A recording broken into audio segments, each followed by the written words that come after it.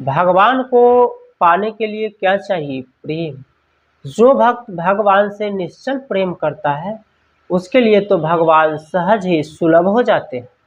भगवान केवल एक भक्ति का नाता अपने भक्तों से रखते हैं, दूसरा कोई नाता नहीं। मानहु एक भक्ति कर नाता, और केवल एक भक्ति का नाता ही प्रभु अपने भक्तों से रखते हैं। भगवान को पाने के लिए क्या करना चाहिए? जिनका मन निर्मल हो, जिनका चित्त सुंदर हो, उसे तो प्रभु सहज ही सुलभ हो जाते हैं। लेकिन जिनका न तो मन निर्मल है न चित्त सुंदर है, ऐसे लोगों को तो भगवान स्वप्न में भी दर्शन नहीं देते। ईश्वर को पाने के लिए, उस जगत के पिता परमात्मा को पाने के लिए हमें उनसे केवल प्रेम करना चाहिए, और निश्चल प्रेम ही हमें उन तक ले जाने का एक साधन है। गोपियों ने क्या किया? भगवान से निश्चल प्रेम ही तो किया। मीराबाई ने क्या किया? निश्चल प्रेम ही तो किया। सूरदास जी ने, रैदास जी ने और रसखान जी ने क्या किया? निश्चल प्रेम ही तो किया। तुलसीदास जी ने क्या किया? भगवान से निश्चल प्रेम ही किया। इसलिए जो भगवान से निश्चल प्रेम करता है उसे भगवान सहज ही सुलभ हो जाते हैं, सहज ही मिल जाते हैं। भगवान कहते हैं कि जो मुझसे केवल भक्ति का नाता रखता है मैं उससे तुरंत प्रसन्न हो जाता हूँ। भगवान यह नहीं देखते हैं कि किसी व्यक्ति का बाह्य आवरण, शरीर कितना सुंदर है, उसके वस्त्र कितने सुंदर है। भगवान यह नहीं देखते कि कोई व्यक्ति कितना महंगा और कितना अच्छा नैवेद्य लेकर मंदिरों में जा रहा है। भगवान यह नहीं देखते हैं कि वह कितना अच्छा आभूषण और वस्त्र पहनकर मंदिरों में जा रहा है। भगवान तो केवल यह देखते हैं कि वो कितना सुंदर मन लेकर जा रहा है, कितना सुंदर चित्त लेकर जा रहा है। भगवान में उसकी आस्था कितनी है और उसका प्रेम कितना है, और निश्चल प्रेम ही तो उसे भगवान से मिलाता है।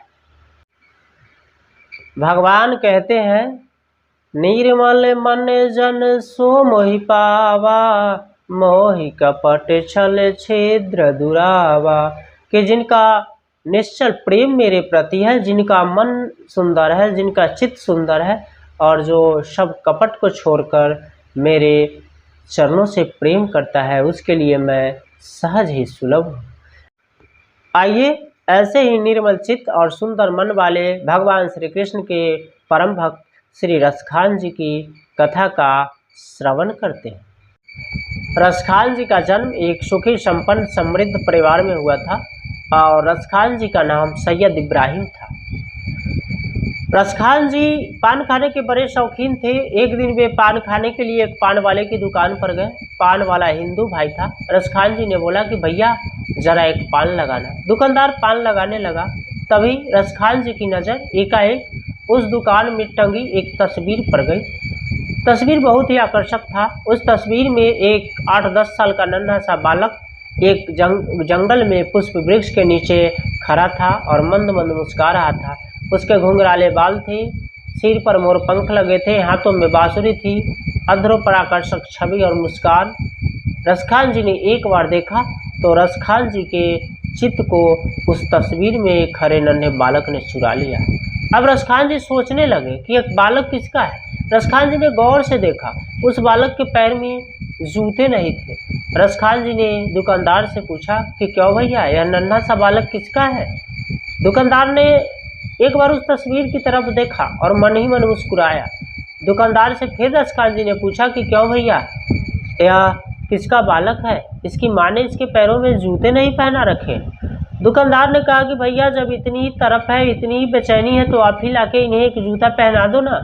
इनकी माँ ने तो इन्हें जूता नहीं पहनाया है। रसखान जी ने बोला कुछ नहीं, और पूछा कि इसका नाम क्या है?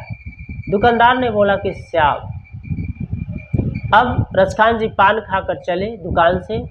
रास्ते भर सोचते जा रहे थे कि कितना आकर्षक स्वरूप है, कितनी सुंदर छवि है, कैसे घुंघराले बाल हैं, सिर पर मोर पंख है, सांवली सूरत है, आहा कितना अच्छा बालक है।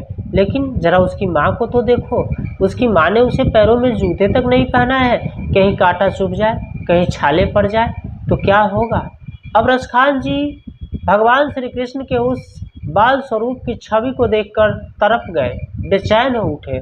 सोचते हुए घर गए और उनके मस्तिष्क में जो छवि भगवान श्री कृष्ण की चल रही थी, जो स्वरूप, जो तस्वीर में उन्होंने देखा था उस पान वाले की दुकान में उसी नाप का एक जूता बनवाया और अगले दिन अपने हाथों में जूता लेकर दुकानदार के पास पहुंचे। बोले भैया जूता तो लेकर मैं आ गया हूँ, बताओ यह बालक मिलेगा कहाँ? दुकानदार ने कहा कि भैया दुकानदारी का समय है, कभी बाद में आओ तो पूरी बात समझा देंगे। रसखान जी ने बोला कि भैया इतना तो बता दो कि इसका नाम क्या है, इसके माता का नाम क्या है, पिता का नाम क्या है और मिलेगा कहाँ? दुकानदार ने रसखान जी को यूं ही टहलाने के उद्देश्य से कह दिया कि इस बालक का नाम श्याम जी है, इनके माता का नाम यशोदा है और पिताजी का नाम नंद बाबा है। रसखान जी ने पूछा कि मिलेंगे कहाँ? दुकानदार ने कहा कि हर जगह मिल जाएंगे, यहीं कहीं आसपास देख लीजिए। अब रसखान जी जूता लेकर चले, रास्ते में सड़कों से जा रहे थे, सबसे पूछ रहे थे कि भैया श्याम को देखा है? कोई कुछ बताने को तैयार नहीं था। रसखान जी एक गली में घुसे, उस गली में एक कृष्ण भक्त था, भगवान श्री कृष्ण का परम भक्त था। रसखान जी सबसे पूछते हुए जा रहे थे कि क्या तुमने श्याम का घर देखा है, क्या तुमने श्याम का घर देखा है?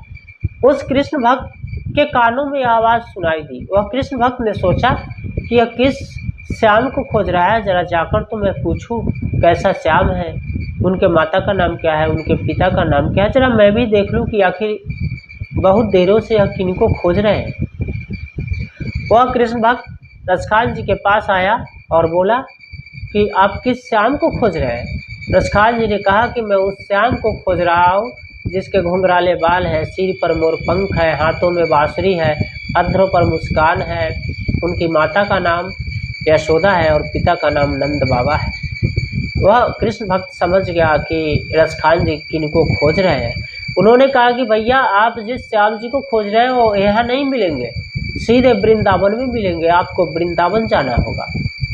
रसखान जी अब वहाँ से वृंदावन की ओर चल दिए। पैदल भूखे प्यासे चलते हुए वृंदावन की ओर जा रहे थे। उनके जी में एक ही तरफ थी कि आज श्याम जी को ढूंढेंगे और ढूंढ कर उन्हें पैरों में अपने हाथों से जूता पहनाएंगे। उनकी माँ को बोलेंगे कि आपने एक जूता तक नहीं पहनाया, कहीं पैरों में छाले पड़ जाए, कहीं कांटे चुभ जाए, क्या होगा इस बालक का? कितना सुंदर देखने में है और आपने इसे जूता तक नहीं पहनाया। रसखान जी अपने हृदय में भगवान श्री कृष्ण की वह मनमोहक छवि को बैठाकर और हाथों में जूता लेकर वृंदावन की ओर जा रहे थे। सबसे पूछते हुए जा रहे थे कि यह श्याम जी कहाँ मिलेंगे, श्याम जी कहाँ मिलेंगे। भगवान श्री कृष्ण के प्रेम में इतने भाव विह्वल हो गए कि उन्हें कुछ दिखाई ही नहीं देता था। हर गली चौराहे पर यही पूछते थे कि बताओ श्याम जी कहाँ मिलेंगे। पूछते पूछते रसखान जी वृंदावन पहुँचे। वृंदावन की गलियों में जाकर उन्होंने किसी से यूं ही पूछ लिया कि भैया श्याम जी का घर पता है? वहाँ खड़े लोगों ने कहा कि भैया यहाँ बहुत से श्याम जी हैं, जाके कहीं आगे ढूंढो। रसखान जी ने फिर वहाँ जाकर किसी से पूछा कि भैया श्याम जी का घर जानते हो? वहाँ खड़े एक बुजुर्ग व्यक्ति ने कहा कि भैया तुम किस श्याम जी को खोज रहे हो? यहाँ तो बहुत से श्याम हैं, उसकी माता का नाम बताओ, पिता का नाम बताओ तो मैं कुछ बता पाऊँ, दिखने में कैसा लगता है, उसकी आयु क्या है, तब तो मैं कुछ बता पाऊँ कि वह कौन सा श्याम है। रसखान जी ने कहा कि भैया मैं जिस श्याम जी को ढूंढ रहा हूँ वह श्याम जी 8-10 साल के बालक हैं, घुंघराले बाल हैं, सिर पर मोर पंख है, अधरों पर मुस्कान है, हाथों में बांसुरी है, बड़ी ही सांवली सलोनी सूरत है और मैं क्या क्या बताऊं भैया, एक बार जो देखता है उनके चित्त को वह नन्हा सा बालक चुरा लेता है। उनके माता का नाम यशोदा है और पिता का नाम नंद बाबा है। जैसे ही उन्होंने रसखान जी ने उस व्यक्ति को बताया कि पिता का नाम नंद बाबा और माता का नाम यशोदा मैया है, वह व्यक्ति तुरंत समझ गया। वह समझ गया कि अब भगवान श्री कृष्ण का कोई परम भक्त है जो भाव विह्वल होकर प्रभु को खोज रहा है।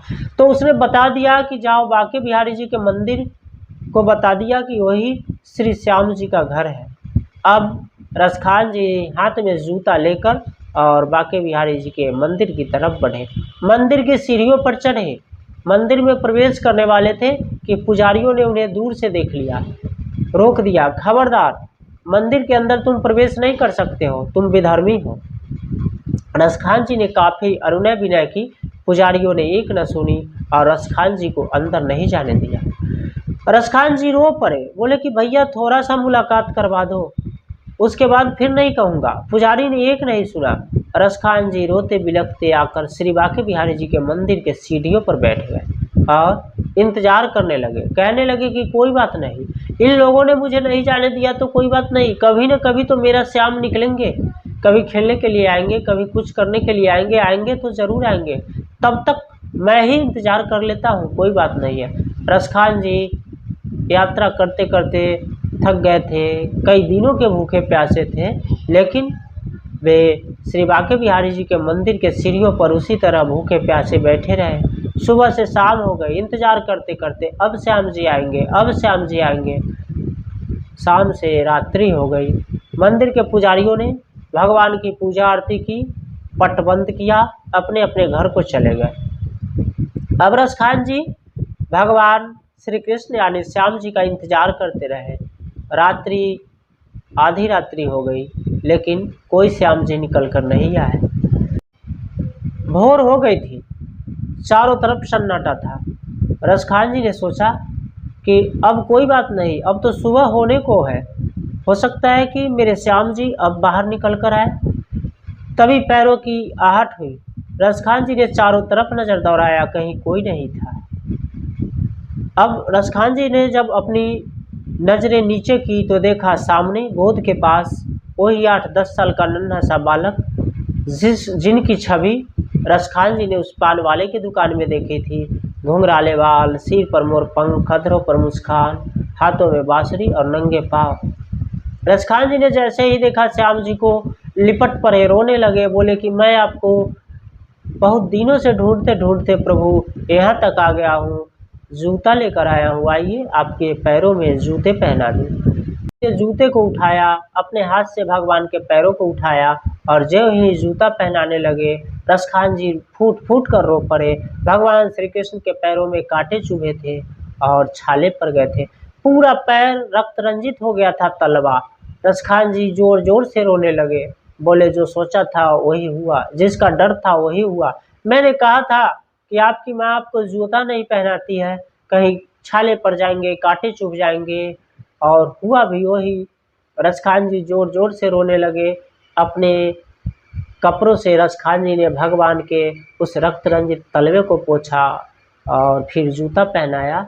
रसखान जी ने श्याम जी से पूछा कि बताइए प्रभु, आपके पैरों में कांटे क्यों चुभ गए, आपके पैरों में तलवों में छाले कैसे पड़ गए।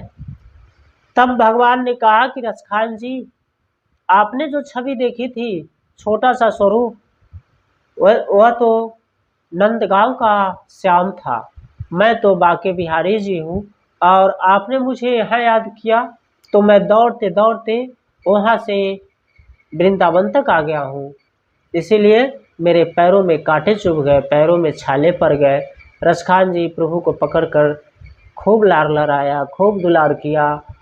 रसखान जी ने प्रभु से खूब लार लड़ाया और जी भर के रोया।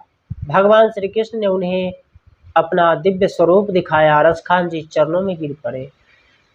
भगवान श्री कृष्ण ने कहा कि आज से आपका नाम रसखान होगा, क्योंकि आप प्रेम के खान हैं, रस के खान हैं, इसलिए आज से सारी दुनिया आपको रसखान के नाम से जानेगी। भगवान श्री कृष्ण ने, श्री बांके बिहारी जी ने रसखान जी से कहा कि कोई वर मांगो रसखान। रसखान जी ने कहा कि हे प्रभु, मुझे केवल एक ही अभिलाषा थी, एक ही इच्छा थी कि आपका दर्शन करूं, और आज आप मिल गए तो मुझे कुछ नहीं चाहिए, केवल आपकी भक्ति चाहिए। रसखान जी को भगवान श्री बांके बिहारी जी ने अमर भक्ति का वरदान दिया और कहते हैं कि जब रसखान जी की मृत्यु हो गई तो उनका अंतिम संस्कार करने भी भगवान श्री कृष्ण ही आए थे। तो भगवान क्या देखते हैं? भगवान तो केवल निश्चल प्रेम देखते हैं। भगवान केवल प्रेम के वशीभूत है। जो लोग निश्चल प्रेम भगवान से करते हैं, जो अपना सर्वस्व समर्पण श्री बांके बिहारी जी के चरणों में कर देता है, उसके लिए तो बांके बिहारी जी सहज ही सुलभ है। इसलिए हमें सब कुछ छोड़कर और प्रभु के चरणों में समर्पण कर देना चाहिए कि हे नाथ, सब कुछ आप ही का है, मेरा कुछ नहीं है। इसलिए हे प्रभु, मुझ जैसे अधम और पापी को अपना शरणागति प्रदान कीजिए। बोलिए श्री बांके बिहारी लाल की जय। तो ऐसा था श्री रसखान जी का पावन चरित्र। आज की कथा में बस इतना ही। कल मिलेंगे किसी नए कथा के साथ। तब तक के लिए राधे राधे, जय श्री कृष्णा। और अगर कथा अच्छी लगी हो तो कृपया चैनल को लाइक और सब्सक्राइब कर दें ताकि आपका प्यार हमें मिलता रहे। जय श्री कृष्णा।